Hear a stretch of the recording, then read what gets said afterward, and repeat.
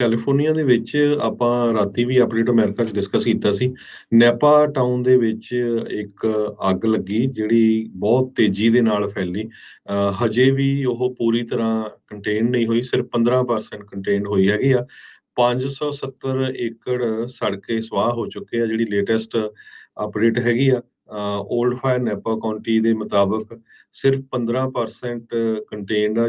24 ਘੰਟੇ ਦੀ shift fire department ਵੱਲੋਂ ਜਿਹੜੀ ਸਟਾਰਟ ਕੀਤੀ ਗਈ ਹੈਗੀ ਆ।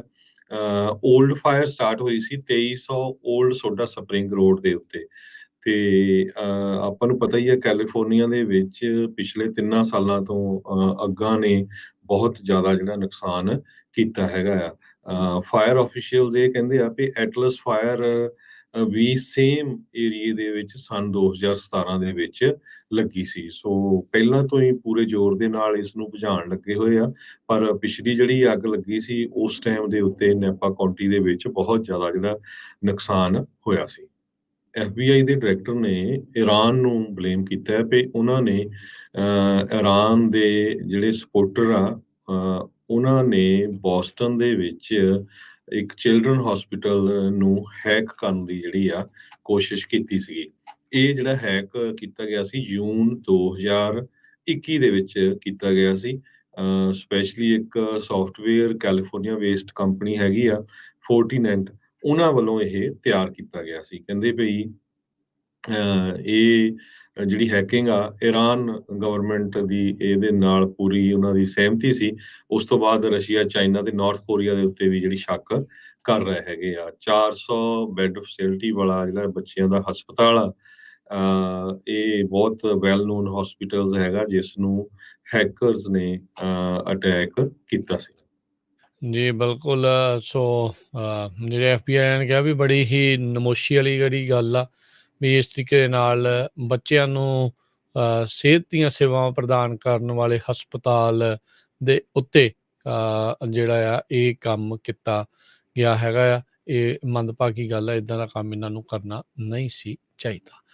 ਅਗਲੀ ਜਿਹੜੀ ਹਰਜੋਤ ਸਿੰਘ ਜੀ ਗੱਲ ਕਰਦੇ ਜਾਈਏ, ਕੱਲ੍ਹ ਰਾਸ਼ਟਰਪਤੀ ਬਾਈਡਨ ਨੇ ਯੂਕਰੇਨ ਨੂੰ ਰੌਕਟ ਸਪਲਾਈਜ਼ ਦੇਣ ਦੀ ਗੱਲ ਆਖ ਦਿੱਤੀ। ਉਹਨਾਂ ਨੇ ਕਿਹਾ ਵੀ ਅਸੀਂ ਇਹਨਾਂ ਨੂੰ ਰੌਕਟਸ ਦੇਵਾਂਗੇ। ਇਸ ਦੇ ਉੱਤੇ ਰੂਸ ਨੇ ਟਿੱਪਣੀ ਕਰਦੇ ਹੋਏ ਕਿਹਾ ਵੀ ਅਮਰੀਕਾ ਇਸ ਟਾਈਮ ਅੱਗ ਦੇ ਵਿੱਚ ਫਿਊਲ ਤੇਲ ਪਾਉਣ ਵਾਲਾ ਕੰਮ ਕਰ ਰਿਹਾ ਆ, ਜਿਹੜਾ ਰੌਕਟਸ ਯੂਕਰੇਨ ਨੂੰ ਦੇਣ ਦੀ ਇਹਨਾਂ ਨੇ ਗੱਲ ਆਖੀ ਆ। ਰਾਸ਼ਟਰਪਤੀ ਬਾਈਡਨ ਨੇ ਇਹ ਵਚਨ ਲਿਆ ਆ ਵੀ ਯੂਕਰੇਨ ਵਾਲੇ ਜਿਹੜੇ 50 ਮੀਲ ਦੀ ਮਾਰ ਵਾਲੇ ਇਹ ਰੌਕਟ ਨੇ ਉਹਦੇ ਨਾਲ ਰੂਸ ਦੇ ਅੰਦਰ ਹਮਲਾ ਨਹੀਂ ਕਰਨਗੇ। ਪ੍ਰੈਜ਼ੀਡੈਂਟ ਜ਼ੈਲੈਂਸਕੀ ਯੂਕਰੇਨ ਦੇ, ਉਹਨਾਂ ਨੇ ਕਿਹਾ ਆ ਵੀ ਅਸੀਂ ਤੁਹਾਡੀ ਗੱਲ ਨੂੰ ਜਿਹੜਾ ਉਹ ਇੱਕ ਹਿਸਾਬ ਦੇ ਨਾਲ ਮੰਨਾਂਗੇ। ਸੋ ਬਾਰ-ਬਾਰ ਜਿਹੜੇ ਪ੍ਰੈਜ਼ੀਡੈਂਟ ਜ਼ੈਲੈਂਸਕੀ ਉਹ ਦੱਸ ਰਹੇ ਆ, ਦਿਖਾ ਰਹੇ ਆ ਵੀ ਰੂਸ ਦੇ ਦੁਆਰਾ ਜਿਸ ਹਿਸਾਬ ਦੇ ਨਾਲ ਬੰਬਾਰਡਮੈਂਟ ਉਹਨਾਂ ਦੇ ਸ਼ਹਿਰਾਂ ਦੇ ਉੱਤੇ ਹੋ ਰਹੀ ਆ ਉਹ ਬਹੁਤ ਮੰਦਭਾਗੀ ਆ ਤੇ ਘਿਨਾਉਣਾ ਕੰਮ ਜਿਹੜਾ ਇਸ ਟਾਈਮ ਚੱਲ ਰਿਹਾ ਹੈਗਾ ਆ। ਸੋ ਇਹ ਜਿਹੜੀ ਸਥਿਤੀ ਇਸ ਟਾਈਮ ਹਰਜੋਤ ਸਿੰਘ ਜੀ ਨਵੀਂ ਬਣੀ ਆ। ਉੱਧਰ ਰੂਸ ਦੀਆਂ ਜਿਹੜੀਆਂ ਫੌਜਾਂ ਆ ਯੂਕਰੇਨ ਦੀ ਇਹ ਫੈਕਟਰੀ ਸਿਟੀ ਜਿੱਥੇ ਕਈ ਕਾਰਖਾਨੇ ਆ ਉਸ ਦੇ ਵੱਲ ਨੂੰ ਹੁਣ ਵੱਧ ਰਹੀਆਂ ਆ। ਤੇ ਨਾਲ ਹੀ ਜਿੱਦਾਂ ਦੱਸਿਆ ਵੀ US ਦੇ ਦੁਆਰਾ ਪ੍ਰਸੀਜਨ ਰੌਕਟ, ਜਿਨ੍ਹਾਂ ਰੌਕਟਾਂ ਦੀ ਮਾਰ ਬਿਲਕੁਲ ਸਟੀਕ ਹੁੰਦੀ ਆ, ਉਹ ਉਹਨਾਂ ਨੂੰ ਦੇਣ ਦੀ ਗੱਲ ਆਖੀ ਹੈਗੀ ਆ। ਸੋ ਉੱਧਰ ਅੱਜ ਜਰਮਨੀ ਤੋਂ ਵੀ ਇੱਦਾਂ ਦੀ ਹੀ ਖਬਰ ਆ ਰਹੀ ਸੀ, ਉਹਨਾਂ ਦੇ ਦੁਆਰਾ ਵੀ ਜਿਹੜੀ ਮਿਲਟਰੀ ਸਹਾਇਤਾ, ਹੁਣ ਮਿਲਟਰੀ ਉਪਕਰਨ ਆ ਯੂਕਰੇਨ ਨੂੰ ਦੇਣ ਵੱਲ ਨੂੰ ਵੱਧ ਰਹੇ ਆ। 98 ਦਿਨ ਹੋ ਗਏ ਆ ਰੂਸ ਨੇ ਜਦੋਂ ਤੋਂ ਹਮਲਾ ਕੀਤਾ ਆ ਯੂਕਰੇਨ ਦੇ ਉੱਤੇ। ਹੁਣ ਆਪਾਂ ਦੇਖਿਆ ਜਦੋਂ ਸਵੀਡਨ ਤੇ ਫਿਨਲੈਂਡ ਨੇ ਨਾਟੋ ਦੇ ਮੈਂਬਰ ਬਣਨ ਦੇ ਲਈ ਐਪਲੀਕੇਸ਼ਨਾਂ ਲਾਈਆਂ, ਉਸ ਤੋਂ ਬਾਅਦ ਦੇ ਵਿੱਚ ਨਾਟੋ ਦੇ ਵਿੱਚੋਂ ਵੀ ਇਹ ਆਵਾਜ਼ਾਂ ਉੱਠੀਆਂ ਵੀ ਕਿਉਂਕਿ ਹੁਣ ਰੂਸ ਨੇ ਤਾਂ ਆਪਣੇ ਹੀ ਕਿਤੇ ਫਰੇਮਵਰਕ ਦੇ ਉੱਤੇ ਹਸਤਾਖਰ ਜਿੱਤੇ ਕੀਤੇ ਸੀ ਉਸ ਦੀ ਉਲੰਘਣਾ ਕੀਤੀ ਆ। ਸੋ ਅਸੀਂ ਵੀ ਉਸ ਫਰੇਮਵਰਕ ਦੇ ਨਾਲ, ਉਸ ਸੰਧੀ ਦੇ ਨਾਲ ਨਹੀਂ ਬੱਝੇ, ਅਸੀਂ ਵੀ ਉਸ ਤੋਂ ਬਾਹਰ ਹਾਂ। ਸੋ ਉਹਨਾਂ ਨੇ ਕਿਹਾ ਸੀਗਾ ਵੀ ਈਸਟਰਨ ਯੂਰਪ ਦੇ ਵਿੱਚ ਨਾਟੋ ਦੀਆਂ ਫੋਰਸਿਸ ਆ ਉਹ ਵਧਣਗੀਆਂ। ਸੋ ਇਹ ਹੁਣ ਕਿਤੇ ਨਾ ਕਿਤੇ ਲੱਗ ਰਿਹਾ ਆ ਵੀ ਨਾਟੋ ਵਾਲੇ ਰੂਸ ਦੇ ਖਿਲਾਫ ਫੌਜੀ ਜਿਹੜੀ ਆ ਉਹ ਕਾਰਵਾਈ ਵਾਲੇ ਪਾਸੇ ਨੂੰ ਵੱਧ ਸਕਦੇ ਆ, ਐਟਲੀਸਟ ਰੋਕਣ ਦੇ ਲਈ, ਜਾਂ ਆਪਣਾ ਅਮਲਾ ਫੈਲਾ ਆ ਉਹਨਾਂ ਇਲਾਕਿਆਂ ਦੇ ਵਿੱਚ ਵਧਾ ਸਕਦੇ ਆ।